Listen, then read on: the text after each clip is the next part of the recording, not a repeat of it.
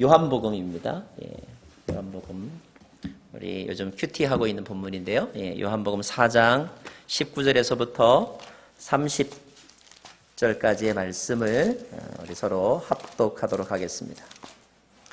요한복음 4장 19절에서부터 30절까지의 말씀 서로 합독하겠습니다. 19절입니다. 여인이 예수께 말했습니다. 선생님, 제가 보니 당신은 예언자십니다. 우리 조상들은 이 산에서 예배를 드렸는데 당신의 유대 사람들은 예배는 예루살렘에서만 드려야 한다라고 말합니다. 예수께서 여인에게 말씀하셨습니다. 여인아, 나를 믿어라. 이제 이 산도 아니고 예루살렘도 아닌 곳에서 아버지께 예배 드릴 때가 올 것이다. 너희 사마리아 사람들은 알지 못하는 것을 예배하지만 우리 유대 사람들은 알고 있는 것을 예배한다. 이는 구원이 유대 사람들로부터 나오기 때문이다. 이제 참되게 예배하는 사람들이 영과 진리로 아버지께 예배드릴 때가 오는데 지금이 바로 그때다. 아버지께서는 이렇게 예배드리는 사람을 찾고 계신다. 하나님은 영이시니 하나님께 예배드리는 사람은 영과 진리로 예배드려야 한다. 여인이 예수께 말했습니다. 저도 그리스도라고 하는 메시아가 오실 것을 압니다. 메시아가 오시면 우리에게 모든 것을 알려주실 것입니다. 그러자 예수께서 여인에게 말씀하셨습니다. 지금 내게 말하고 있는 내가 바로 그 메시아다. 바로 그때 제자들이 돌아와 예수께서 한 여인과 말씀하시는 것을 보고 놀랐습니다. 그러나 아무도 무엇을 요구하십니까? 왜 저 여인과 말씀하고 계십니까? 라고 묻는 사람이 없었습니다. 여인은 물 항아리를 내버려 둔 채 마을로 돌아가 사람들에게 말했습니다. 와서 내 과거를 모두 말해준 사람을 보십시오. 이분이 그리스도가 아니겠습니까? 사람들이 마을에서 나와 예수께로 나아갔습니다. 아멘. 30절 말씀까지 봉독했습니다. 우리가 잘 아는 사마리아 여인과의 대화에 관한 말씀인데 우리 이 말씀 함께 나누기 전에 우리 찬양 했으면 좋겠습니다. 관련된 찬양. 우물가의 여인처럼 난구했네. 이렇게 찬양 앉아서 같이 부르고 또 오늘 말씀 함께 좀 나누겠습니다.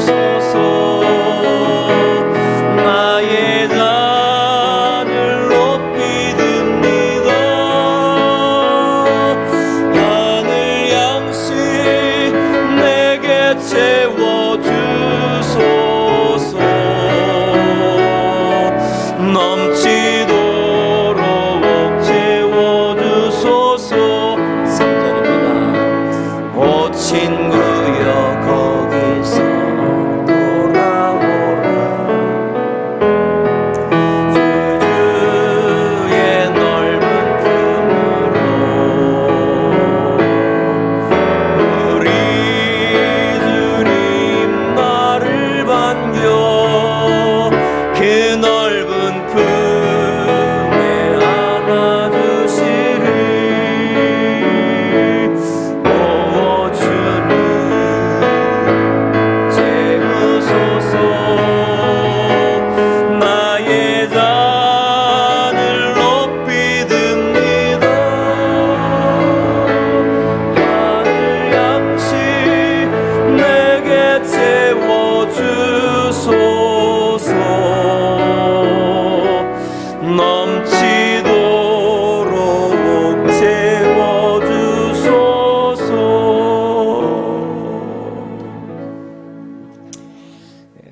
오늘 말씀의 내용과 결론이 다 포함되어 있는 찬양이기 때문에 이 찬양의 가사와 또 의미만을 여러분이 기억하셔도 오늘 설교는 다 들은 바와 다름이 없습니다. 그럼에도 불구하고 좀 자세하게 우리가 오늘 말씀을 좀 이렇게 묵상하면서 교훈을 좀 찾아보도록 하겠습니다. 한 사람이 오늘 말씀 속에 나오죠. 그는 여인이었습니다. 유대 사람들은 세 가지를 자랑스럽게 여기는데, 첫째, 남자로 태어난 것을, 둘째, 유대인으로 태어난 것을, 셋째, 자유인으로 태어난 것을 자랑스럽게 여겼다고 합니다. 그 말은 그 당시는 여인들의 인권이라든지 지위가 지금보다 훨씬 더 열악했다는 것을 의미합니다. 이 사람은 사마리아 사람이었습니다. 유대인들은 사마리아 사람들에 대하여서 멸시하는 그런 마음을 가지고 있었습니다. 혹시 누군가로부터 따돌림을 당하거나 어떤 무리 속에 환영받지 못한다는 느낌을 받아보신 적이 있습니까?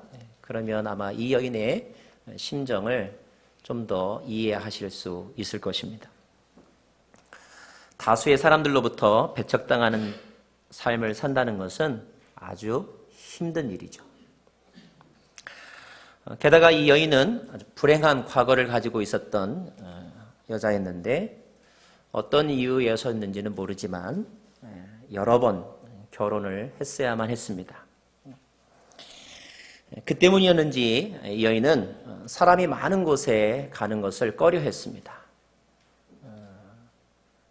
사람들이 자신의 신상에 대해서 물어보는 것에 대해서 부담스러워했습니다. 물론 자기 자신도 다른 사람에게 자신의 사생활에 대해서 말하는 것을 주저했죠. 아마도 여인은 본의 아니게 거짓말을 하거나 아니면 비밀이 많은 삶을 살 수밖에 없었던 것 같습니다. 읽진 않았지만 예수님과의 대화에서도 예수님한테 뭐라고 거짓말하냐면 나는 남편이 없다라고 말하는데, 사실 그 말은 사실이 아니었거든요. 더 안타까운 것은 그녀는 과거뿐만 아니라 현재의 삶도 그렇게 행복하지 않았다는 것입니다. 새로운 남자와 함께 살고 있었지만 그 여인은 그 남편을 다른 사람에게 떳떳하게 이렇게 말하지 못했습니다.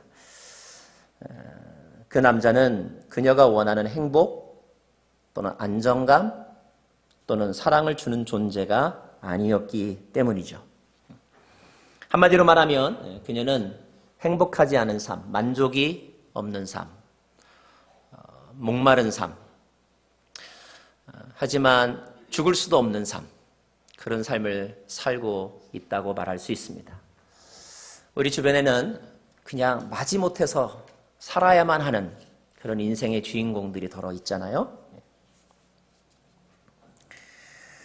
이 여인이 그런 어떤 불행한 삶 가운데서도 나름대로 뭔가 살기 위해서 몸부림치면서 찾은 것이 있었는데, 그것은 바로 신앙생활이었습니다. 그래서 이 여인은 다른 사람들과 마찬가지로 정해진 때가 되면 신앙생활을 위하여 신을 섬기는 자리, 하나님을 섬기는 자리로 나아갔습니다. 아마 조금이라도 마음이 편해질 수 있다는 기대감 때문에 그렇게 나갔으리라고 생각을 합니다. 그런데 문제는 그런 신앙생활조차도 이 여인에게 확실한 평강을 주지 못했다는 거예요. 그 신앙생활이 그에게 평강을 주지 못하고 항상 이렇게 깨림직한 부분이 남아 있었던 것은 특별히 자기가 나가 예배하는 그 예배의 형식과 장소에 대해서 말들이 많았기 때문입니다. 요즘 말로 하면 모처럼 내가 신앙심을 가지고 어떤 교단, 어떤 종교에 발을 내디뎠는데 조금 지나 보니까 여기저기서 이단이다, 아니다, 그 교회 이상하다, 아니다, 이런 말들이 막 생겨난 것이죠. 특별히 이 사마리아 여인인 이 여인이 나가서 신앙생활하는 그 종파, 그 교단에 대해서 유대인들이 많은 비난과 그리고 문제를 제기했습니다. 그 예배가 틀렸다는 거예요. 그 종교가 틀렸다는 것입니다. 하나님을 섬기는 예배임에도 불구하고 유대인들은 그것을 부정합니다. 유대인들의 말을 인정하고 싶지는 않았지만 그러나 또 모른 척할 수만도 없었던 것이 사마리아 여인의 현실이었어요. 왜냐하면 당시 유대인들은 특별히 종교에 관해서 하나님에 대해서는 나름대로 전문가들이라고 말하는 그런 정통성과 그리고 권위의식이 강했던 사람들이었기 때문에 그들이 이렇게 제기하는 문제, 그런 비판은 이렇게 마냥 무시할 수만은 없는 그런 메시지였기 때문입니다. 여러분, 이런 비난과 어떤 수군거림 속에서 신앙생활을 한다는 거 쉽지 않습니다. 그래서 처음에는 막 흥분과 기대감 속에 시작을 했다가 그런 논쟁이 막 한창이게 되다 보면, 시끄럽다 보면 이제 그 감격이 사라지죠. 감격이 사라집니다. 그래서 그 신앙생활 속에서도 만족을 누리지 못하고 기쁨을 누리지 못하게 되는 것이죠. 어쩌면 이 여인의 삶은 현재 우리들의 모습을 대변해주고 있는 것인지도 모르겠습니다. 우리 각자에게는 모두 다 다른 사람에게는 숨기고 싶은 비밀 한두 가지씩들이 다 있습니다. 가정사의 비밀, 개인의 어떤 건강의 비밀, 자녀들의 비밀. 그뿐인가요? 먹고 사는 문제가 결코 쉽지 않습니다. 그래서 정서적인 갈증, 그리고 영혼의 피곤함을 가지고 살죠. 그래서 사람들은 이른바 종교를 찾습니다. 많은 종교가 있지만 그래도 이 세상에서 가장 많은 사람들이 믿는다는 기독교, 교회를 찾아옵니다. 영적인 갈급함 때문에 찾기도 하지만 또 이민생활 가운데 딱히 갈 곳이 없어서 그래서 교회라는 곳을 와보기도 합니다. 문제는 무엇입니까? 교회라는 곳에 와보았지만 생각보다 편하지 않더라는 것입니다. 시간이 지나면서 여러 가지 논쟁들과 말들 속에 본인이 가졌던 기대감과 그리고 기쁨이 점점 더 메말라져 간다는 거예요. 그래서 교회를 바꿔보기도 합니다. 또는 종교를 바꿔보기도 합니다. 하지만 결론은 역시 마찬가지입니다. 그대로 그 마음속에 뭔가 깨림칙한 부분이 남아있죠. 그리고 부정할 수 없는 고민. 내 인생의 문제는 어디에서 해결받을 수 있을까? 그런 고민이 자리 잡고 있는데 더 답답한 것은 이 고민조차 그 신앙 공동체에서 나눌 수 없게 되었다는 거예요. 왜요? 그런 가장 기본적인 고민을 나누기에는 너무 그 공동체에서 오래 신앙생활했기 때문에 체면 때문에라도 말할 수 없게 된 것입니다.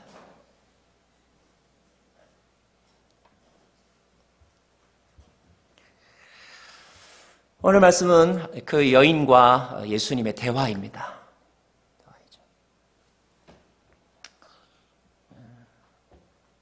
예수님과 이 여인이 만난 장소는 우물가였습니다.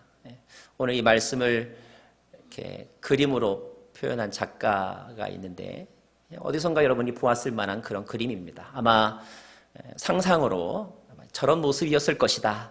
아닐 수도 있겠지만 저런 그림이 완성이 되었네요.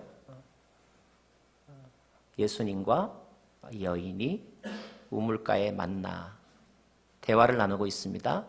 두 사람의 시선을 여러분이 한번 주목해서 보셨으면 좋겠어요.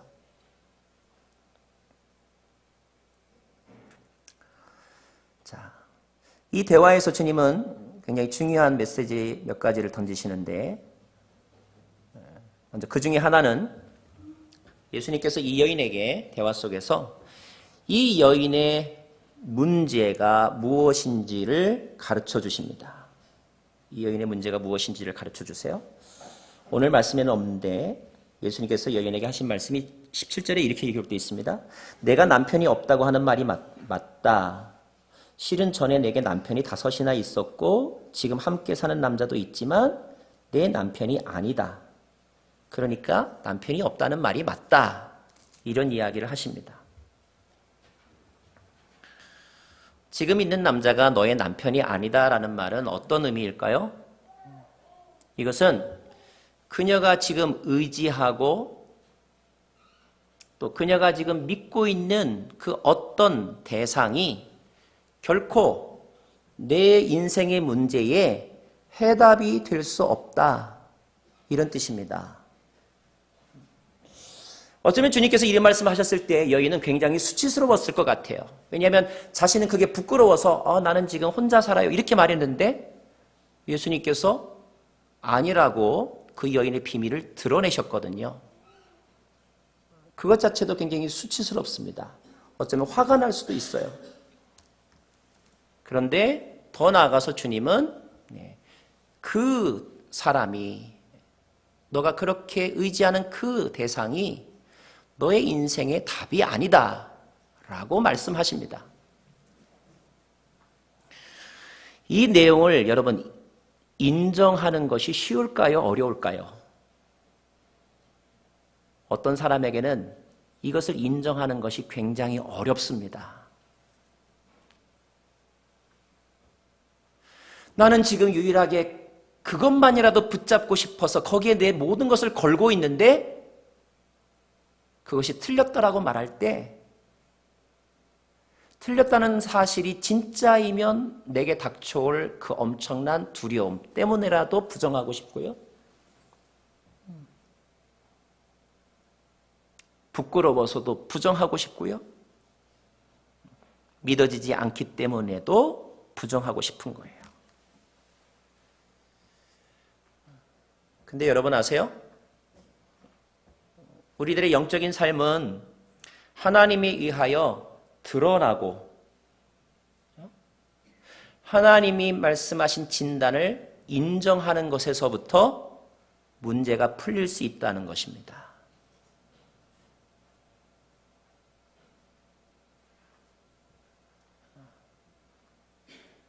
위기는 그 사람이 얼마나 위대한 사람인가를 보여주는 과정이 아니라 그 사람 안에 무엇이 있는가를 드러내주는 사건입니다.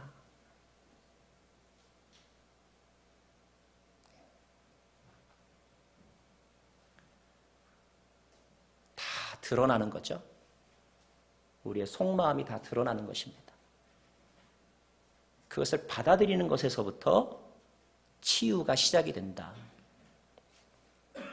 두 번째, 예수님은 오늘 이 여인의 신앙생활에 대해서 말씀하시는데 무엇이 잘못되었는지 또는 무엇을 바꿔야 하는지에 대해서 말씀하십니다. 바로 예배에 관한 것이에요. 예배.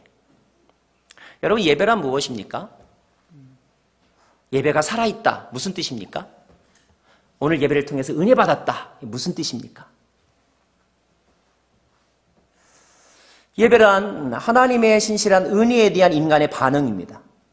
예배란 하나님과의 만남이요 하나님을 체험하는 것입니다. 이 여인은 이제까지 그 하나님, 유대인들이 만나고 싶었던 유대인들이 섬겼던 하나님과 같은 하나님입니다. 그 하나님을 만나기 위해 예배를 드렸습니다. 다른 사마리아인들과 더불어 함께 예배했습니다. 그런데 오늘 말씀에 의하면 예수님 말씀에 의하면 이 여인의 예배는 바뀌어야 된다는 것을 가르쳐주고 계세요.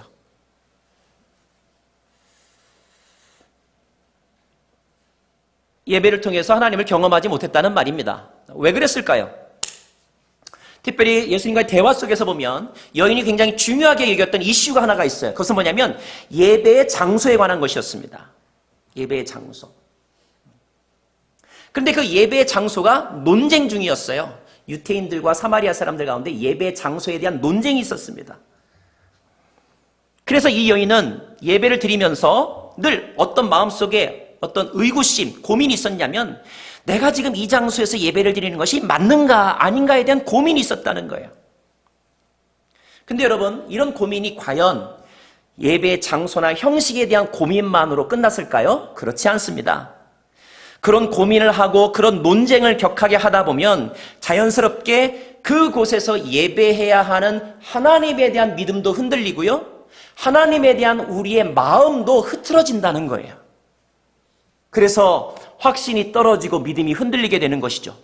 만약에 누군가가 여러분의 부모님에 대해서 말하면서 여러분의 부모님의 생일이나 여러분의 부모님의 어떤 고향에 대해서 자꾸 문제를 제기하고 맞다 아니다 맞다 아니다 이렇게 싸움이 시작이 된다면 나중에 그 싸움에 지치면 어떻게 될까요? 부모님에 대한 나의 어떤 존경심이나 사랑의 마음도 흔들리고 더 심한 사람은 이 부모님이 내 부모님이 맞나? 이런 생각까지 영향을 받는다는 말입니다.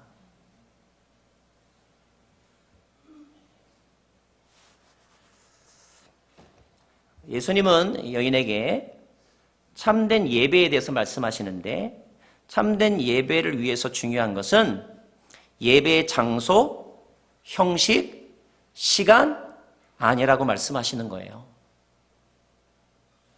요즘 말로 바꾸면 예배당 안에 있는 십자가가 있는가 없는가?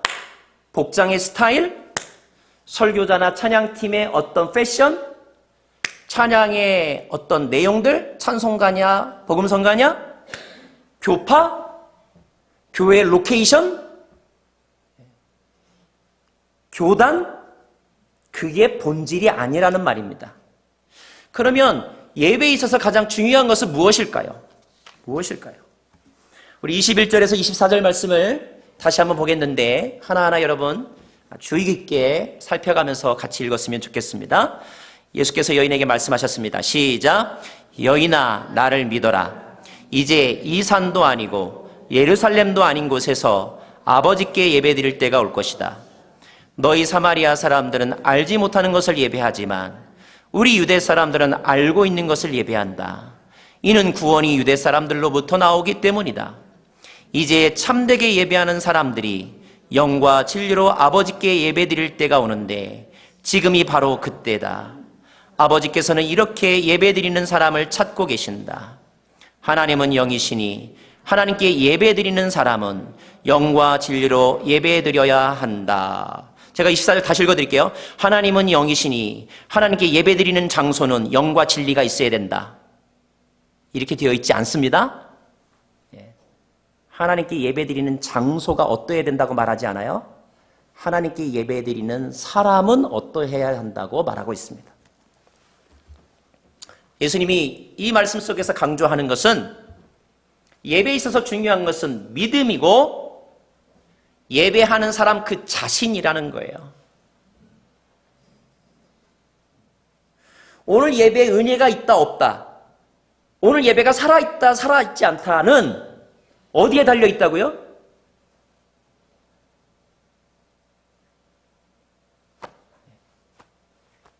여러분에게 달려있다고요. 우리에게 달려있다고요. 나에게 달려있다고요.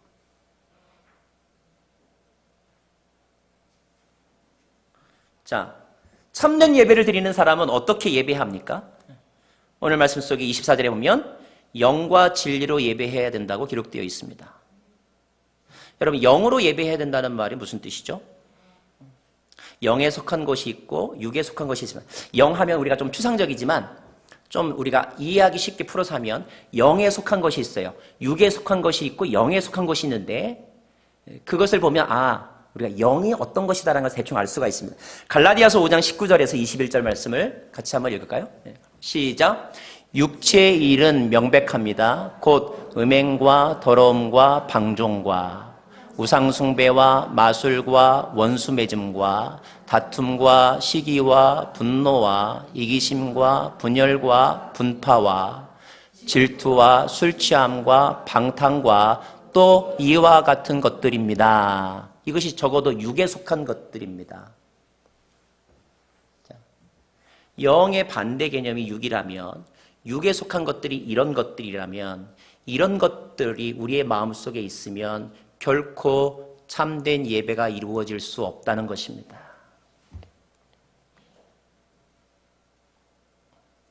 오늘 이 자리에 나온 여러분, 또 우리의 마음 가운데 누군가를 향한 다툼과 시기심과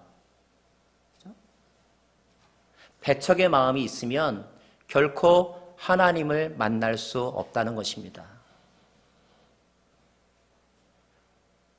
이 자리는 우리의 마음 가운데 술 취함과 방탕함과 우상숭배의 마음이 있으면 결코 하나님을 경험할 수 없다는 것입니다. 반대로 그러면 로마서 8장 5절에서 8절 말씀을 볼까요? 로마서 8장 5절 8절 같이 읽겠습니다. 시작. 육신을 따라 사는 사람은 육신의 일을 생각하지만 성령을 따라 사는 사람은 성령의 일을 생각합니다. 6절. 육신의 생각은 죽음이지만 성령의 생각은 생명과 평안입니다. 자, 여러분, 우리가 영으로 예배한다는 것은 적어도 우리의 마음속에 영에 속한 것들이 가득하다는 뜻이어야 하는데, 그것은 우리의 마음 가운데 생명과 평안의 마음이 있어야 한다는 거예요. 생명은 살아있음이고 살리는 것이죠. 평강이 얼마나 중요한지 우리가 지난번 우리 회복 집회 때 함께 나눴는데, 자, 저와 여러분의 마음 가운데 분심이라는 게 뭐야? 마음이 나누어진 거. 불안, 분노, 억울함, 이런 것들이 있으면 영으로 예배할 수 없다는 것입니다.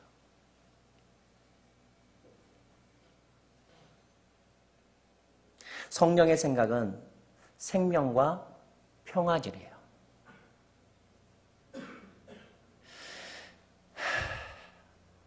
이렇게 좀 한숨이라도 쉬시면 조금 평안해집니다.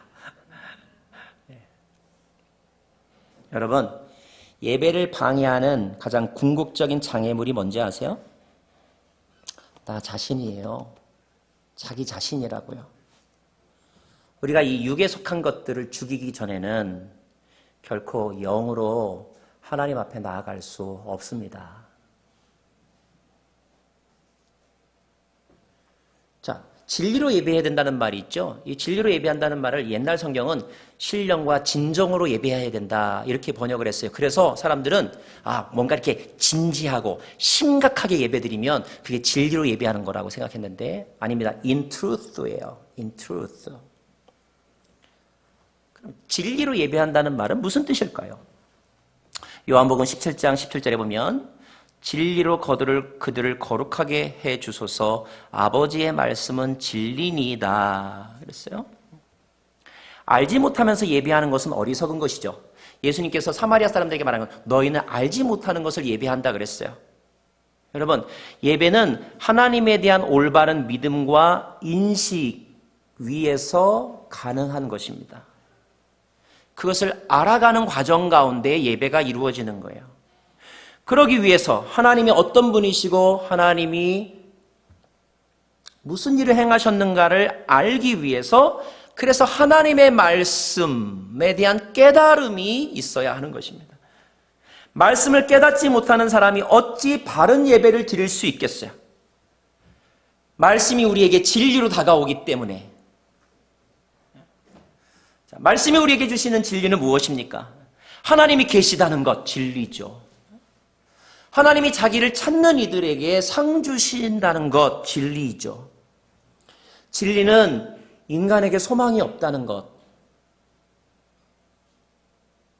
오직 우리는 하나님의 은혜로만이 살 수 있다는 것.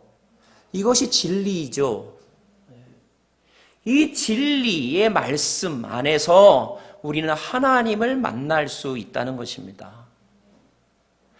물론 우리는 가끔 그런 얘기합니다. 그냥 무조건 나와, 무조건 믿으면 돼. 여기서 무조건이라는 말은 이미 누군가가 소개해 주는 것을 너무 의심하거나 따지지 말라는 뜻이지, 아무것도 없는 상태에서 그냥 믿으라는 말은 아니거든요. 알고 믿어야죠.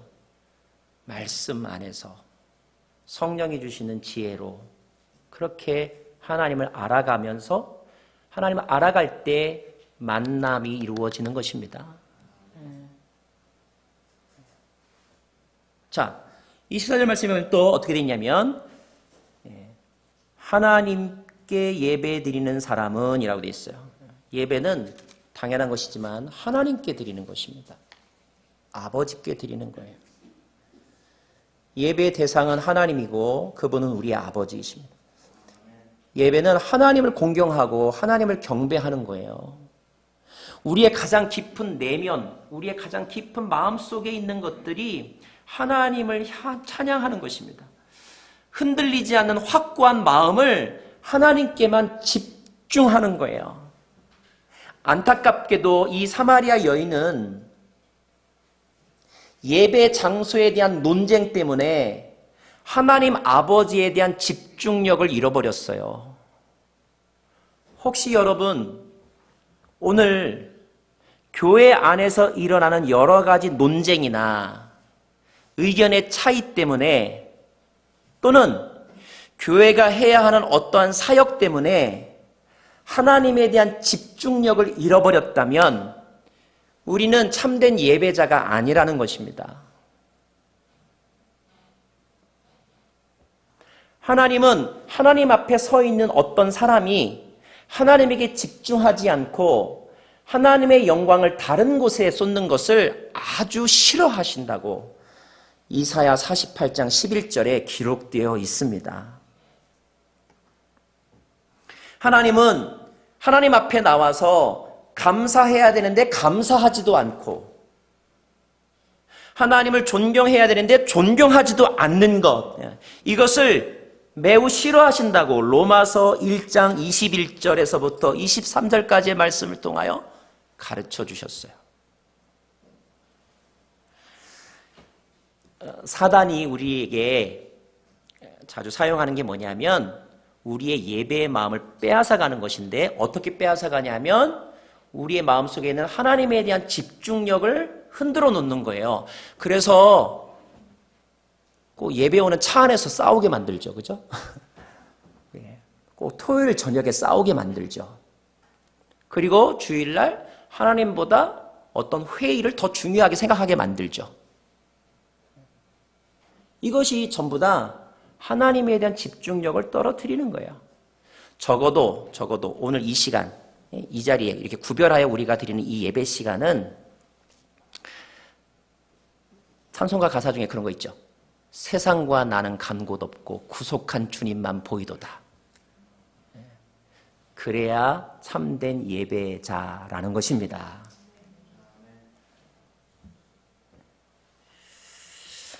예배는 창조주 하나님에게 집중하는 것, 그분을 높이고 하나님의 하나님 되심을 찬양하는 것인데 계시록 4장 11절 말씀에 보면 주 우리 하나님이시여 영광과 존귀와 능력을 받으시기에 합당하십니다. 주께서 만물을 창조하셨고 주의 기쁘신 뜻을 인해 만물이 존재됐고 또 창조되었다고 노래하고 있는데 그 하나님에게만 집중하는 것이 바로 예배이다.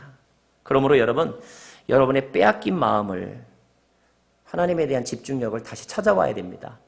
어디에 빼앗겼어요? 분노에 빼앗겼습니까? 그것도 찾아와야 됩니다. 그런 것들을 찾아오는데 가장 좋은 예배의 어떤 그 형식 또는 도구가 뭐냐면 찬양이에요. 찬양은 예배의 도구가 아니라 찬양 자체가 예배이지만 찬양이 우리로 하여금 흐트러진 마음과 인간적인 생각으로부터 하나님에 대한 집중력을 되찾아오는 강력한 선포이고 무기가 되는 것입니다. 그러니까 찬양 끝나고 설교할 때 들어가려고 하시면 안 돼요. 먼저 와서 기도하시고 찬양으로 예배의 문을 열으셔야 하는 겁니다. 마지막으로 23절 말씀 다시 읽겠습니다. 23절 시작. 이제 참되게 예배하는 사람들이 영과 진리로 아버지께 예배드릴 때가 오는데 지금이 바로 그때다 그랬어요. 지금이 바로 그때라고 했습니다. 지금이 어떤 때입니까? 그냥 단지 now, 이 present를 말합니까? 여기서 지금은 예수님이 오신 때를 말합니다. 다시 말하면 참된 예배는 예수님을 통하여 예수 그리스도 안에서 이루어진다는 것입니다. 그러므로 예수님을 믿지 않으면 결코 예배할 수 없습니다. 예수님을 믿지 못하는 사람도 예배 자리에 나올 수 있지만 그는 예배를 구경하는 사람, 예배 보는 사람이고요. 예수님을 믿는 사람이 예배하는 사람, 예배자, 예배를 드리는 사람이 되는 것입니다.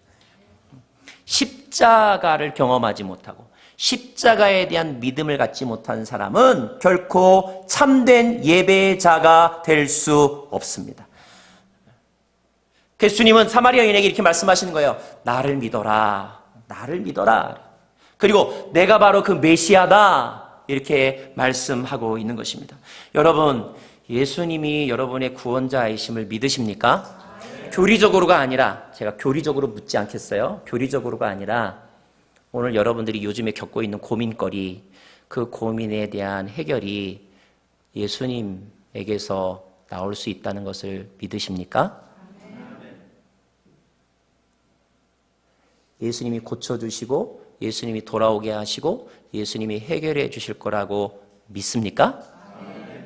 그러면 월권하지 마시고요. 잠잠히 그분이 하시는 일을 보십시오. 이것이 믿음이죠.